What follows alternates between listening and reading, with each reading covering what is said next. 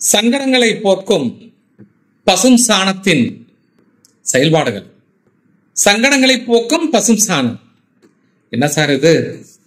இந்த பசும் சாணத்தில் கிருமி நாசினிகளை போக்கக்கூடிய தன்மை இந்த பசு சாணத்திற்கு உண்டு. பழைய காலத்துல பார்க்க போனால் காலையில் எழுந்தவுடனே முற்றத்தை கூட்டி வெளியில கூட்டி பசு சாணம் தெளிக்கப்பட்டு ஓரத்துல கரை கட்டி ஒரு கோலம் போடுவார்கள்.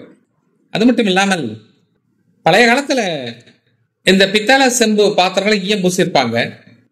இந்த ஈயத்தோட நச்சுத்தன்மையை போக்குறதுக்கு முதல்ல பசும் சாணத்தால சுத்தமா விளக்கி கழுவி எடுத்து வெயில காய வைப்பாங்க.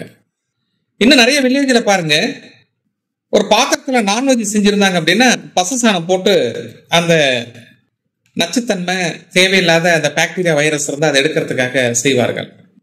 அது ஒரு பக்கம் இருக்கட்டும்.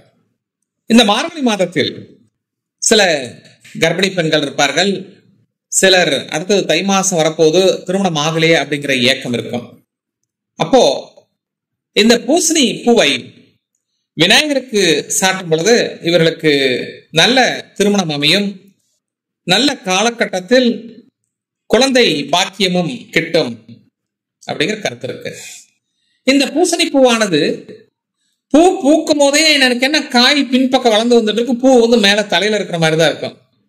நீங்க பாருங்களேன். அப்ப சாணத்தை பசு சாணத்தை பிள்ளையார் மாதிரி பிடிச்சி அவர் தலை மேல அந்த பூசணி பூவை செருங்குவார்கள். பெண்கள் இந்த மார்கழி மாதத்தில் பூசணி பூவை தலையில் சூடும் பொழுது இவர்களுக்கும் திருமண பாக்கியம் உண்டு. அது மட்டும் இல்லாமல் குழந்தை பாக்கியமும் எந்த விதமான பின்னம் இல்லாமல் 7 தலைமுறை சாபம் குறைய பெற்று கண்டிப்பாக இவர்களுக்கு நல்ல குழந்தை பிறக்கும் அப்படிங்கிறத ஒரு கருத்து இருக்கின்றது. ஏன் நாம இதை ட்ரை பண்ணக்கூடாது அப்படிங்கிற ஒரு கருத்து இருக்கு. அது மட்டும் இல்லாமல் சில நேரங்கள்ல பாத்தீங்கன்னா இந்த வில்லேஜ்ல இருக்கிறவங்க அருகம்புல்ல கொஞ்சோண்டு ஒரு 10 எடுத்து சூரி இதுன்னு ஒரு சின்ன ஒரு அதுல ஒரு நாட் போட்டு தலையில சொருகிறது உண்டு.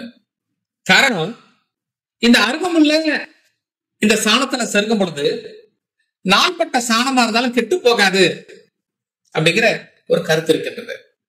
ஆகவே மார்கழி மாதத்தில் இந்த அருகம்புல்லையும் பூசணி பூவையும் தலையில் பெண்கள் அணிந்து கொள்ளும் பொழுது இவர்களுக்கு யோகம் அதிகம் ஏற்படுகிறது, திருமண யோகம் அதிகம் ஏற்படுகிறது, குழந்தை பாக்கியம் இவர்களுக்கு கிடைக்கிறது அப்படிங்கிறது இதுல ஒரு முக்கியமான ஹைலைட்டான கருத்து.